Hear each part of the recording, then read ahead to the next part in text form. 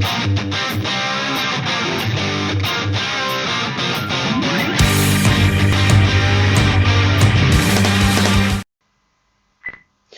guys, Robot1 here, and today I am doing the Future of Yu-Gi-Oh segment on my channel. And today I am going to be doing a top 5 of the best decks of the February 8th format. So yeah, I thought, seeing as we just entered a new format, I would do a top 5 best decks of the format thing. Top 5 best decks. And I thought I would just talk about what decks I think are going to be the best of this format. So, with no further ado, also, for you guys who don't know what this segment is, the Future of Yu-Gi-Oh! Is a segment where I talk about cards, decks, or archetypes that I think are going to be good in the future of Yu-Gi-Oh! And seeing as this is going to be a special case, this is basically a special top 5 version of the future of Yu-Gi-Oh! So yeah guys, let's get on to the first deck. So, number 5 is a deck that we should all know because it recently got some new support in the new Bosch deck box that was probably one of the worst boxes now. Well, because of the new format just destroyed the best deck, which was Pepe, and Pepe's dead basically. There's all different sorts of variants though that people are trying to make, but let's not get onto that now. And so, yeah. First deck is number 5, and that is Mermails. Now, why do I think Mermails is going to be the 5th best deck of this format? Now, when you think about it, Mermails got Atlantean Prince. Now, Atlantean Prince is one of the best cards for Mermails, because the effect is literally send one water monster from your deck to the graveyard, add one Atlantean monster from your deck to your hand. I believe that's effect. And its other effect is, when this card is sent to the graveyard by a water monster's effect, special summon one water monster from your graveyard. Now, I don't know this effect off by heart. I don't have the card in front of me. But I am just telling you what I believe the card is. But that is one of the reasons why it's so good. So, this deck can literally just be like, normal summon Atlantean Prince, send any water monster from my graveyard, from my deck to the graveyard, and search any Atlantean monster. So you could be like, send Dragoons, search out maybe a Marksman or an Infantry, and then just use the goons to search out a Megalo. And the other reason this deck is so good is because of the OTK potential. This deck can pull OTKs out of its arse using that one card, Atlantean Prince, which is just completely ridiculous. This deck has such good consistency. It can search out so well, which is another good quality to it, and it's one of the reasons why I think it's going to be the 5th best deck of this format. So yeah, that's number 5, guys. That's what I think is going to be the 5th best deck of this format. So let's move on to the next one, which we're going to talk about now. So the next one, number 4, is Burning Abyss. Now, the reason Burning Abyss is number 4 is because the deck has so much consistency. Sure, on the last ban list before this one, it lost a Seer and a Graph. But that doesn't matter because they've still got stuff. They still have many traps that they can use, and they've just got literally, they don't miss time when they go to graveyard. So you could be like Foolish Burial, activate Foolish Burial, Graph effect, summon from deck, and also the amount of traps in their deck. They can run like 20 traps, so they can run stuff like Skill Drain, Anti-Spell Fragrance, Mistake even if they want to, because they don't really need that Scam Search. They do want it, but they don't need it. They can even run counter traps like Horn of Heaven, just so many trap cards that I can't think of. Divine Wrath, Mind Control is another card they can, well, not Mind Control, sorry, Mind Crush is another card, because they don't care if they get the card wrong, they're still going to get a discard for an effect. It's just, Burning Abyss have so much things. Plus, they got basically a new card for their deck, Fiendish Rhino Warrior. Which means, we have no trap cards. We have another monster on the board that isn't a BA. I will special summon this monster because I have Fiendish Rhino Warrior on the field. So, and Fiendish Rhino Warrior will just stop them from being destroyed. Also, when Fiendish Rhino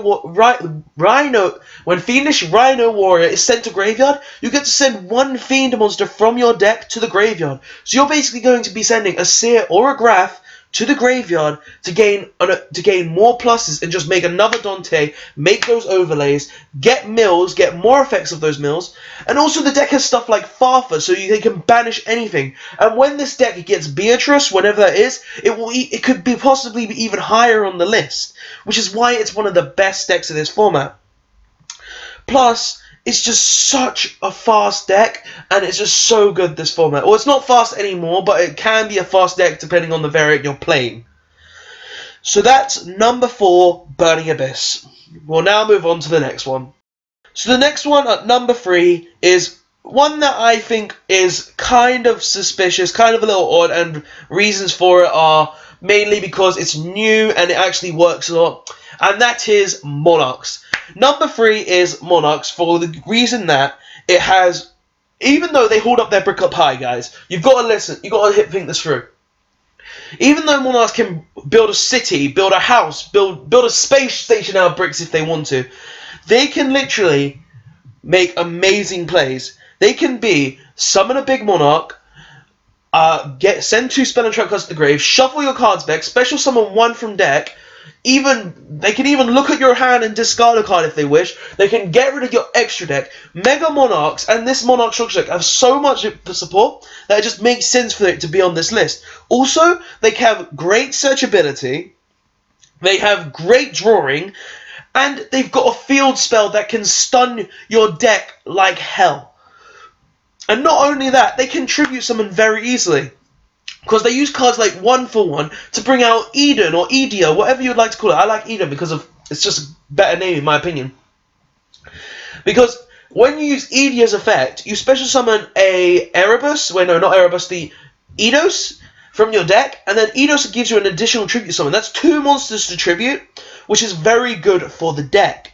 So I find that this card is very good, and this deck is amazing. Even though it can brick so hard, literally, not even kidding, it can brick like a G.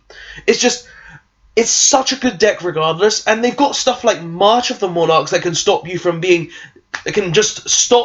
hurt whatsoever. So if you've got a strike, them big Monarchs can't die. Sure, you're negating their effects, but they got the big 28s on board regardless. Plus their field spell locks out the extra deck, reduces their levels so they contribute less cards, and their tribute summon monsters gain attack when attacking monsters. It's just such a good deck, and I believe this deck is number 3 on this list. So yeah, that is number 3, Monarchs. Let's move on to the next one, which is number 2. So number 2 is Kozma. Now you're probably thinking, oh, but Kozma are going to be probably the best deck in this format. But I don't think they will. You want to know why? Because Cosmos may be fast, they may be able to OTK, they may even have a great first turn, but they're so easy to get around. Because you can run stuff like Imperial Iron Wall, sure there's Light Imp and Shadow Imp, those don't always work, but they're still good, and you've just got other cards that can just work so well. And even though they're that good, but they're number 2 for the reason that they have their OTK potential is amazing. They can literally OTK like non-stop because they've got Dark Destroyer. Dark Destroyer literally makes the deck amazing. That's why it's like, what, I think an £80, maybe more card. And it may be on the rise still. And it's very fast deck, it's consistent. And they've got grave effects from the big ships because they can literally be like, oh, Dark Destroyer, kill a ship, ship effect, summon from deck. The deck card I summon from deck, I can now ban it. If it's a farm girl, you can just be like, attack with the farm girl, pay 500, search any Cosmo card, bring out a big ship, and just make more plays. Plus, their first turns are a lot more better because they've got stuff like Tin Can and Cosmojo now, which they didn't have before Breakers of Shadows.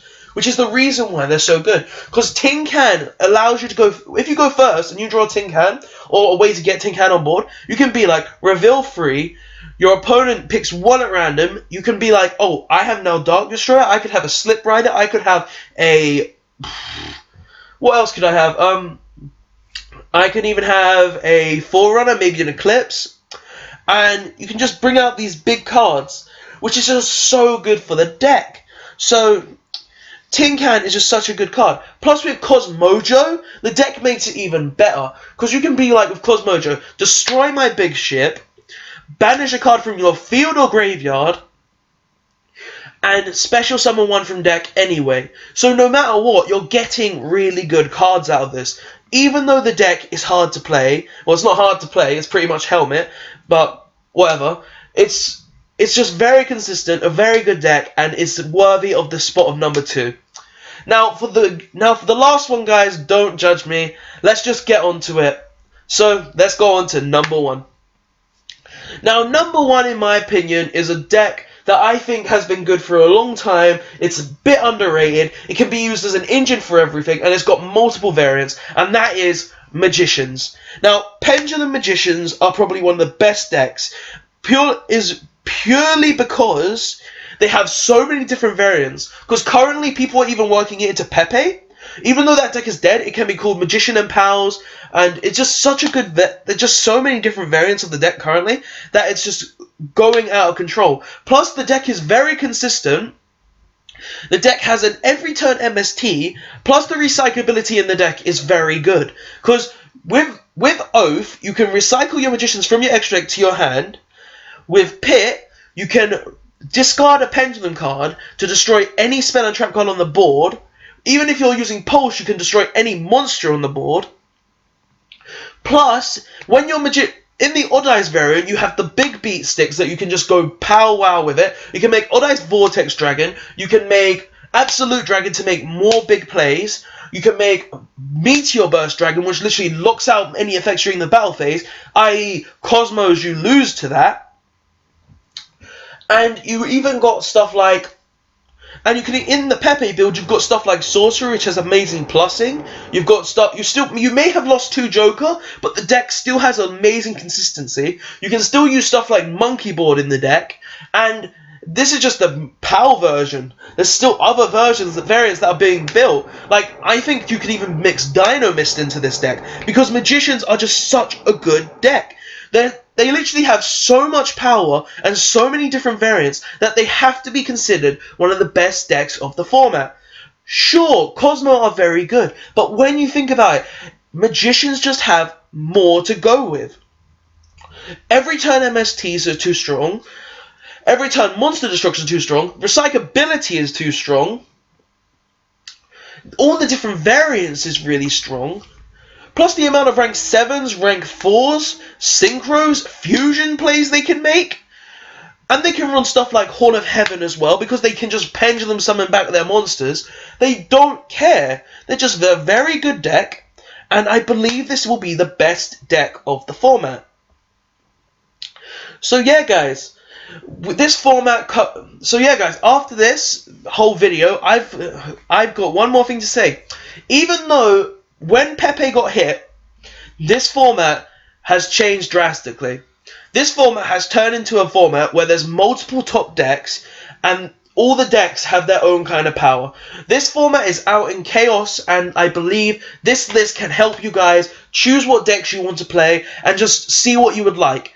So yeah, guys, please like, comment, and subscribe, and tell me what you think of this little extra thing for the Future of Yu-Gi-Oh segment on my channel. And I hope you liked this top 5 best decks of the February 8th format of the Future of Yu-Gi-Oh. So yeah, guys, thanks for watching, and please like, comment, and subscribe, and I'll see you later.